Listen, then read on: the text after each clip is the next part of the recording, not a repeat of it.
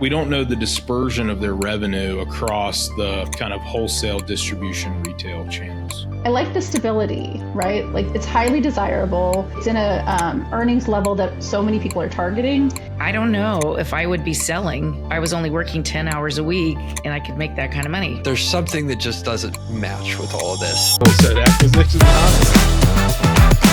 Hello, another episode of Acquisitions Anonymous. We don't have 100% beard anymore. I'm thumbs downing on just the plus Acquisitions Anonymous, Internet's #1 podcast about buying, selling, and investing in small businesses. Today, me, your host, Michael Gridley, and my fellow co-hosts, who we had a special guest, Chelsea, with today from Acquisition Lab, and Heather Anderson, podcast co-host, and Mill Snell, who is fresh off of a disaster at his business. We all got together and talked about a deal that was actually listener submitted. And remember, if you have a deal you want us to cover on the podcast, you can send it to any one of us and we will cover it. But today's deal was in Florida because all the crazy, interesting deals are in Florida. That's just the way it works. We dug in and then we didn't all hate it. Actually, most of us liked it. I was the one that hated it. So listen up and see how we got there. Thanks for being here.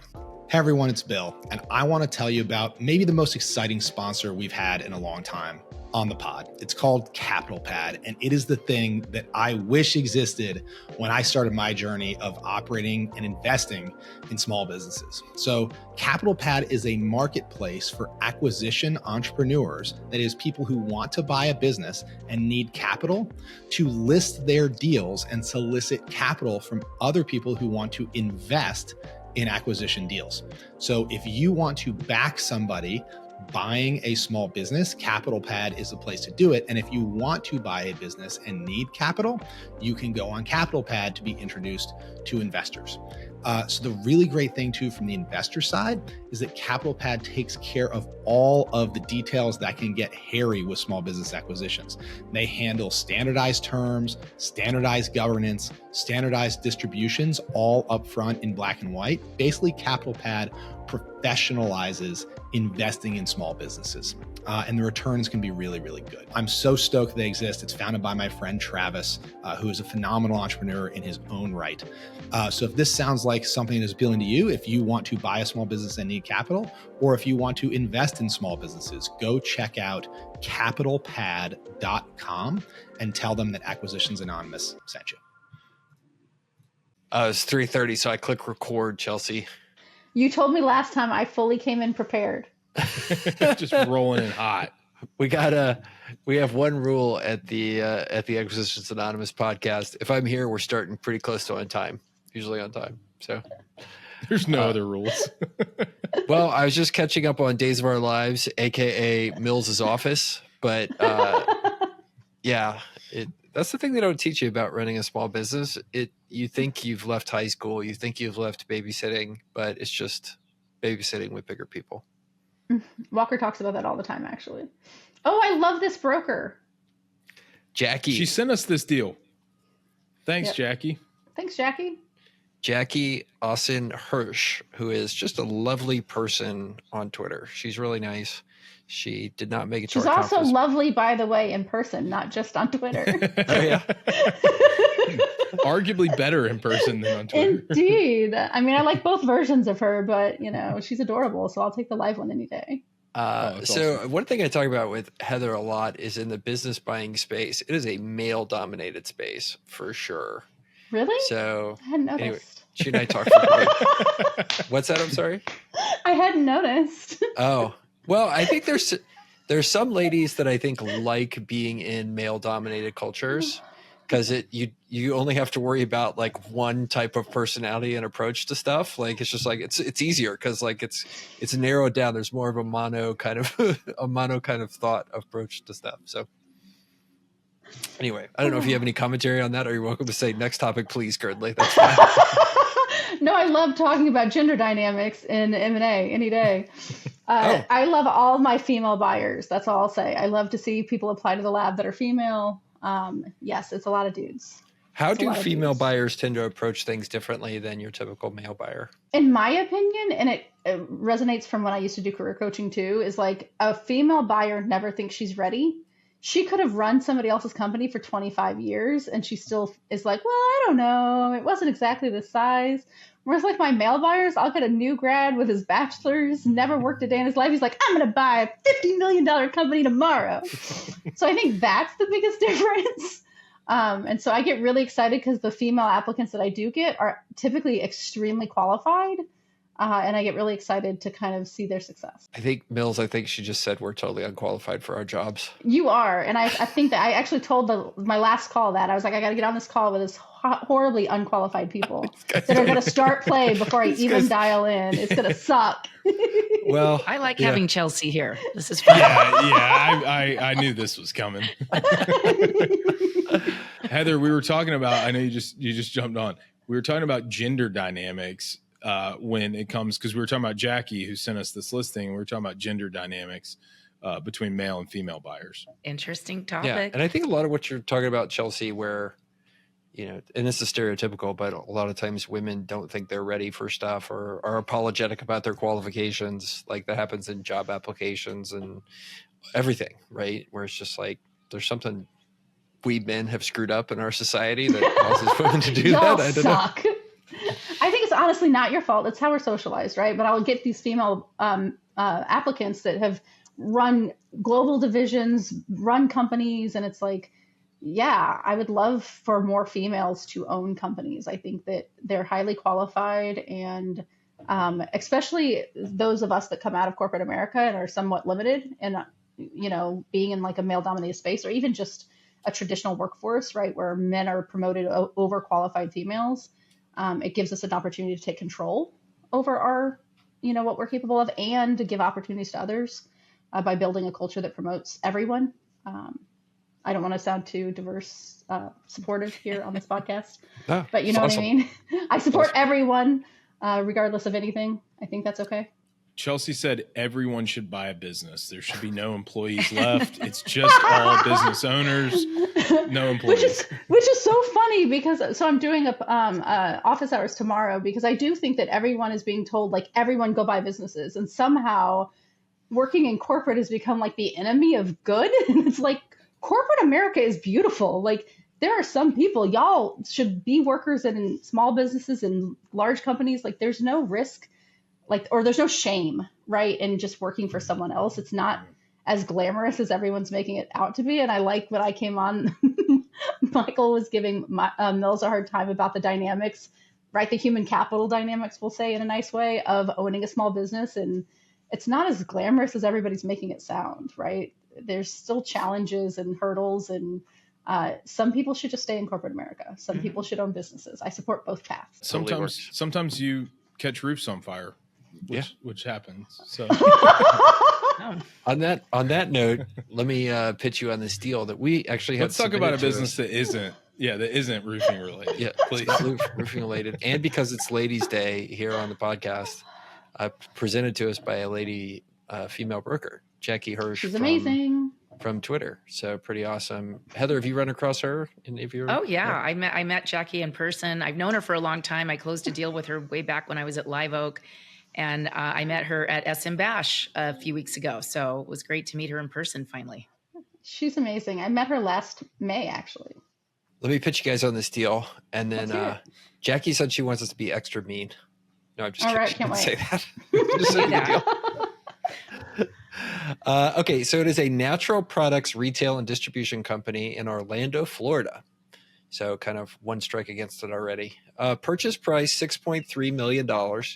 It's a wholesaler, distributor, and retailer of natural products and accessories located in Central Florida. They have been in business for decades, and it is a force in Central Florida. They have a full management team in place to oversee staff and continue the trajectory of growth. The seller works 10 hours per week, and this business can be taken to the next level. Accounting is done professionally, and all computer software and business systems have created a platform which can be expanded even further locally as well as nationally. They have exceptional records and have been pre-qualified by a lender.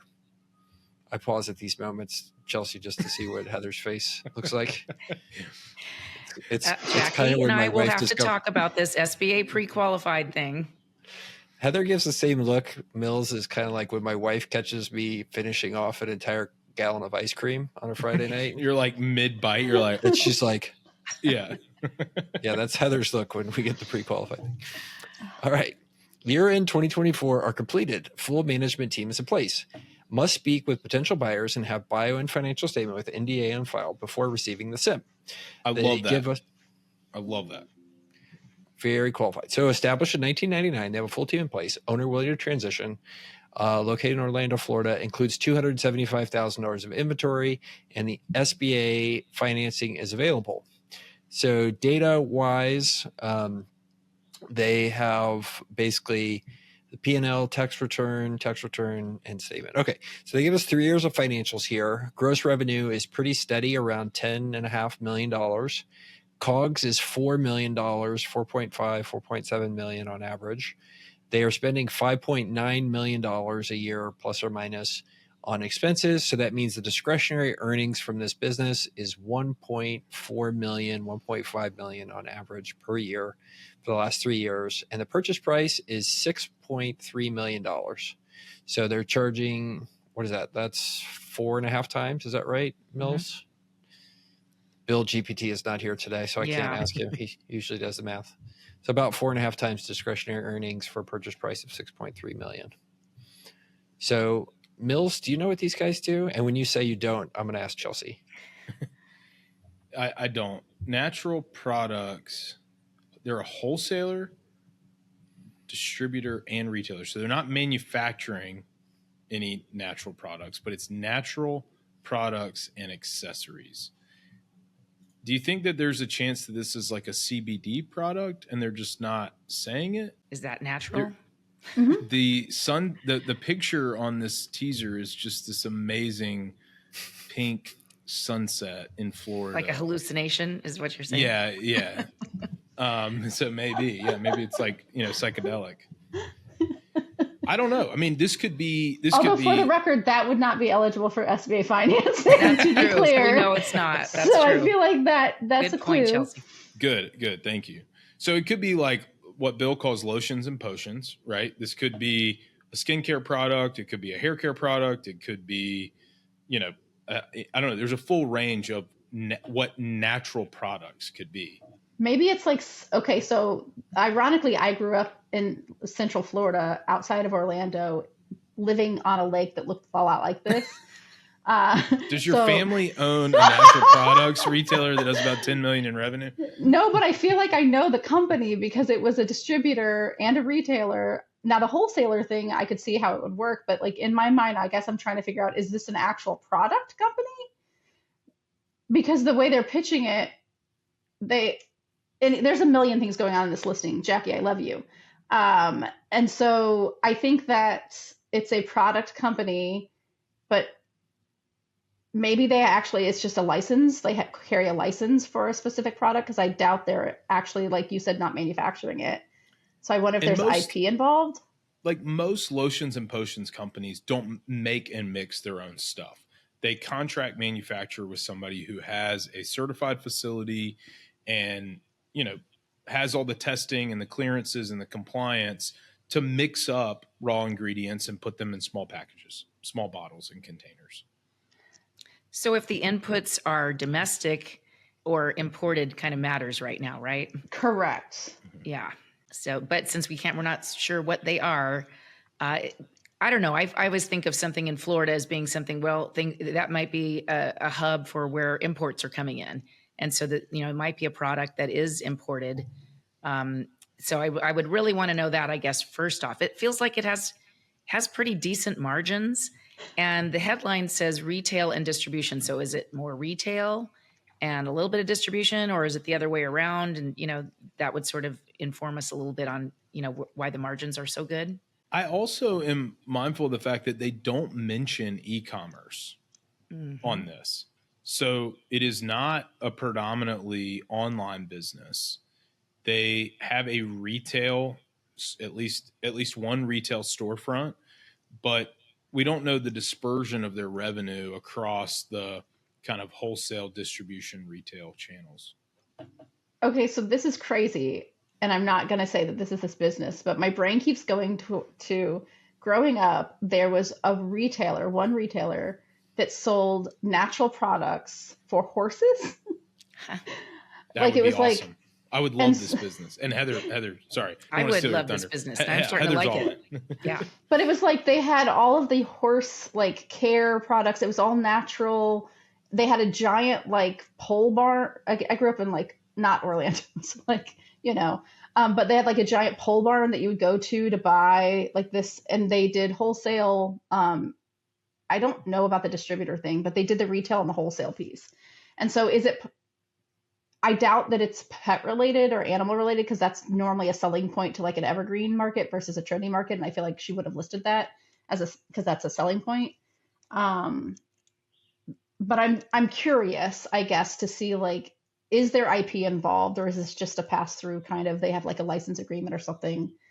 I also am curious because the discretionary earnings, the expenses are going up while the revenue's going down. The COGS are going down, but I don't feel like it's as representative as the revenue. Like as the revenue, it seems like it's disproportionately changing. And so I'm just curious if like, are they hiring and scaling because they know they're exiting, and that's why the discretionary earnings has gone down the last couple of years, and the expenses have gone up. Because it's introduced another 1.3 million in expenses for a very similar level of revenue. And a lot of times you do see that, right? They'll staff up so that the business is more transferable. But I'm just curious if it's somehow related to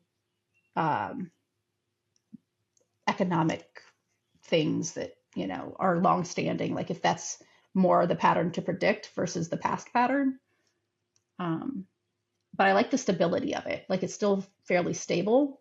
Hey everybody, if you've listened to the show, you've probably heard us talk about franchises. While franchises can be a great path to business ownership for the right person, like there's a lot of pitfalls, and it's important to be really careful, as there are certainly good franchises to be in and bad franchises that you don't want to be in. Connor Gross is a friend of the pod and a resident expert on franchises. And Connor not only owns and operates his portfolio of multiple franchises, but he's also a franchise consultant and helps others work through, picking the right franchise for them. So as he's sponsoring today's episode, everyone should totally click in the show notes below to join Connor's newsletter and attend one of his Gateway to Franchise Ownership workshops. If you're ready to move and move quickly, schedule a call with Connor and his team today. Well, this all kind of comes down to, what is the natural product? I mean, it could be so many things. If it's weed, to your point, Mills, that's like one thing. If it's, horse vitamins, that's another thing. If it's something they're importing from China, that's another thing. Mm-hmm. If it's made, if they have some sort of exclusive license to it. So from a number standpoint, if she would have told us what it was, it would have been so obvious what this business was, right? Correct. Probably. Correct. Because she said it's a forest in Central Florida. The other thing that I really like here, which we have a lot of lab members that have pivoted in this space. So we get a lot of, like over half of our members have engineering degrees, which is super funny. Everybody always thinks MBAs. Nope, it's an engineering degree for the acquisition lab. But it says they have accounting is done professionally, and then and all computer software and business systems have created a platform which could be expanded even further locally as well as nationally. So because SaaS is hard in this space, because the economics don't really support acquisition entrepreneurs buying profitable SaaS companies, we'll have software engineers buy companies like this, where there's a software component that they can then spin out as a separate product. And then they'll exit the brick and mortar and they'll keep the SaaS product. And so I like that this has that pitch almost built into it to say like, hey, there's this other revenue piece if you know how to do it well. And we have a lot of lab members who do. And so this is the type of business that is really attractive to them for that in that regard. You gotta like the numbers. Like it's like very metronomic. It's like, hey, how much did you make last year? Somewhere between 1.4, 1.6 million. Did you do that for the last 3 years? Yes. Fantastic. You gotta like that aspect of it if you're a buyer here. And I like the stability, right? Yeah. Like it's highly desirable. It's in a earnings level that so many people are targeting, that unfortunately, at least in the lab, and I probably look at 40 deals like in a week's time, which is insane. But very rarely do I see this level of performance sustained year over year. Yeah. Mm-hmm. Right. Like way too often it's a price tag like this. The last one I saw was 7 million, and it was 1 year of 1.4 million earnings. And then the prior year was like 400,000. And the year before that was like 200,000. And so to have this level of stability, I think is actually really nice. I'm dying to know what the products are and if there's IP value in it. I like the software kind of extra piece. I like that there's a management team in place. I always like, I love you, Jackie. I don't mean this in any negative way. But I really love it when it's like owner is willing to transition on listings. Where I'm like, well, yeah. Like, what else do you think they're going to do? alternative? Just keep working for free? Like, I want one to be like, they are unwilling to talk to you at all. Like, right? Like, yes. And for the purpose of education, which is what this podcast is meant to do, is like the owner transitioning is part of what you're paying for. Like, they can't not do that part. That's not up for negotiation. The length of time is, but like, yes, they have to be willing to transition or you're not giving them any money. And I'm hoping they're retiring as their reason for selling. I don't think she says here, but they're only working 10 hours a week, making $1.4 million. I don't know if I would be selling if I was only working 10 hours a week and I could make that kind of money. And I tell members not to get too hung up on why, right? Because like there's a million reasons somebody could be wanting, from a psychology perspective, could be wanting to exit. It's like sometimes you just don't have the mental bandwidth anymore to even think about something, even if it is only 10 hours of your time. But I'm with you. Like if I could work 10 hours at a time and make 1.6 million, you're going to pry it out of my dead cold hands. Yeah. So there was a good discussion about this on Twitter, and to push back a little bit on that, there are reasons to sell that are non-monetary in situations like that. And one of them is psychological. Correct. And I've seen folks, and like, I'm here, right? Like you even if you're only working 10 hours a week, Clint Fiore had a really good point where he said, a lot of times you're an owner and you may be only working 10 hours a week, but it's taking 110% of your emotional energy. Correct. And you have this sense of responsibility about what's going on. And I think that's right on the money, right? So there's reasons to sell where somebody's saying I'm only working 10 hours a week and I'm making a metric ton of money. There's good reasons for that, my opinion. I know people hate on those sellers, but having been one, I'm like, it makes sense sometimes. So I agree. I will say, this jumped out at me when you were reading it out, but this little paragraph at the bottom where she's kind of fencing, the buyer pool, must speak with potential buyers and have bio and financial statement with NDA on file before receiving the SIM. I think some brokers, kind of, I don't know, sometimes they miss the point. Like, and they, when I was working in private equity, I would have certain brokers who would want like a copy of my driver's license, and I'm like, I promise it's not relevant. And I'm not going to abscond, with the business or something. But as a buyer, I like knowing that the business has not had all of their financial details just widely dispersed to anybody online who could e-sign an NDA. It gives me some comfort to know that the people who are actually reviewing the confidential information memorandum have been vetted, even if it's just a light vetting, just making sure that they're a real person, they're genuinely interested, that, they have some means or experience. I think it's a little bit weird when a broker's like, we want to see proof of funds, because, if somebody has $6.3 million, they probably don't even want it liquid. They don't want to send you their financial statement. So I think she's approaching it the right way, and it's not tone deaf, but it's also, appropriate for this size business to do some vetting. It's one of my favorite just kind of little tells about how the broker and maybe even the business owner are approaching the sale process. Yeah. And Jackie was just honestly on X talking about somebody's intern submitting things for an NDA, and she sniffed it out and wouldn't give them anything. So she does do a good job of vetting it out, like you said, making sure it's a real person. And that is important. Yeah. For all parties, all the buyers, should feel better about working with a broker that does this right. Well, I think that like one of our biggest struggles in the lab and for our lab members is people want to know high quality brokers that they can work with, right? There's a vast majority, it's a pendulum, right, spectrum of the quality of brokers out there. And Jackie is one of them. Like when her and I first met, she's like, I don't need your buyers. Like I vet mine. I don't need more. And that's the kind of broker that you want, right? Because she's being very picky And so I trust the quality of her listings 1,000 times more than I trust, I won't name any, but like other brokerages, right? So I guess there's part of me that wishes the only like maybe critique I would have for this is I wish there was a little bit more info about what they did, but I also fully expect that if we signed the NDA and we got the info, there would be some aha moment where you go, oh, of course you couldn't say, horse related products or something, because you don't want to be too descriptive, and it's our favorite game to Google and see. So maybe this was a test and we passed the test. Yeah, I was going to say she thwarted us on purpose. Yeah. I do think it would be nice to know, like personally, I would like to know like how big are we talking, right? Like I would like some, and I don't need to know industry or anything that would make it identifiable, but I would like to know if there's IP involved. I would like to know if there's some kind of exclusive agreement, if it's a licensing thing. I would just like to know one more value lever about the business. Because it sounds very, Jackie has the halo effect with me right now because I trust her as a human. But if this was done by a not her, like if I didn't know the broker, I would be like, what the hell is this? Because if a lab member brought it to me, you're looking at tons of things and you go, okay, it's probably going to take me multiple phone calls to get the sim. And I don't know enough to like hook me, if there was like you said, one more value lever, that might hook me enough to go, okay, I can't wait to know more about this.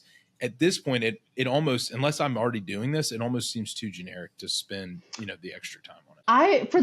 Because of the pattern, performance, because of historical performance, I would click because I would just want to know more. But I think because she's telling us to be brutal, natural products isn't enough for me because I feel like natural products can go one way or another. So I would like to know one thing to give me an inkling as to the quality of the business we're looking at, like something just to give me a little bit more.